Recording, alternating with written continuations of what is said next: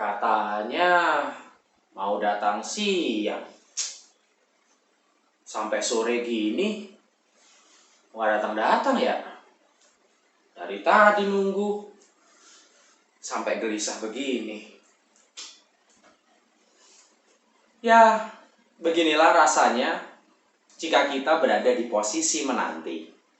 Perasaan resah, khawatir, jengkel, serta mulai membayangkan berbagai hal yang tidak-tidak memenuhi otak kita. Tapi saya yakin bukan hanya saya yang pernah mengalami semua ini. Setiap kita yang hidup di dunia pasti pernah merasakan hal yang serupa. Bahkan secara kolektif, saat ini kita pun berada di dalam masa penantian yang sama di masa ini. Kapan pandemi ini berakhir? Menjadi sebuah pertanyaan yang besar bagi kita dari hari ke hari. Sebuah pertanyaan yang saya yakin tidak ada satu orang pun di dunia ini yang mengetahui kapan penantian itu berkesudahan.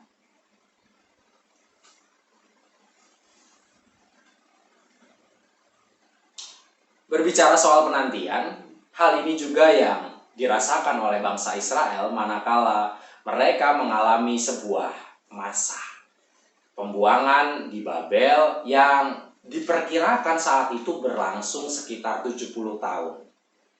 Tentu menanti selama itu menimbulkan kejenuhan yang luar biasa bagi bangsa ini. Di tengah situasi inilah Nabi Yesaya mencoba untuk menyampaikan berita pengharapan bagi mereka yang demikian. Yesaya 40 ayat 30 sampai dengan 31. Orang-orang muda menjadi lelah dan lesu, dan teruna-teruna jatuh tersandung. Tetapi orang-orang yang menanti-nantikan Tuhan mendapat kekuatan baru. Mereka seumpama Raja Wali yang naik terbang dengan kekuatan sayapnya. Mereka berlari dan tidak menjadi lesu. Mereka berjalan dan tidak menjadi lelah. Di balik berita kelepasan ini, Nabi Yesaya sejatinya mengajak bangsa Israel untuk menjaga kobaran pengharapan dalam diri mereka dengan tetap menantikan Tuhan.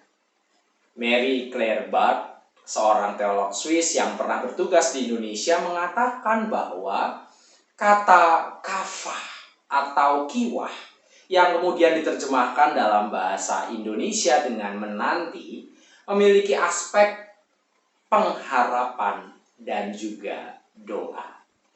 Sehingga penantian di sini yang dimaksud bukan diisi dengan berdiam diri saja atau bahkan bersungut-sungut mengeluhkan keadaan.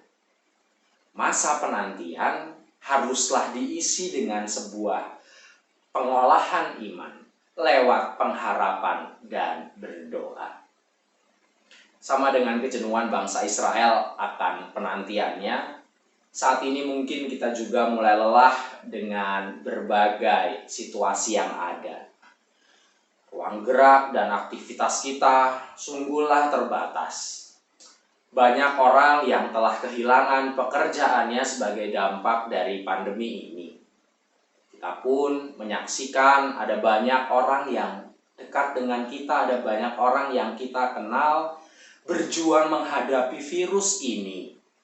Bahkan tidak sedikit juga orang-orang yang kita kenal tersebut harus mengalami akhir dalam hidupnya akibat penantian ini. Di tengah masa sulit ini, kita rindu dan ingin situasi ini boleh segera berlangsung dan pergi. Namun bersungut-sungut, apakah menjadi sebuah atau satu-satunya jalan keluar untuk memaknai masa penantian ini? Berkaca dari apa yang dialami oleh bangsa Israel dan Nabi Yesaya, di dalam ruang penantian tersebut sejatinya Allah membentuk kita. Di ruang penantian tersebut Allah mengajak kita untuk berlatih, meletakkan pengharapan di dalamnya lewat setiap doa-doa dan aktivitas-aktivitas yang kita kerjakan. Ketimbang mengeluh, mungkin akan lebih baik jika kita memanfaatkan ruang tersebut sebagai sebuah sarana pembelajaran diri dan mengisinya dengan tetap mengarahkan hati kepada Tuhan. Percayalah bahwa penantian itu pasti suatu saat akan berakhir.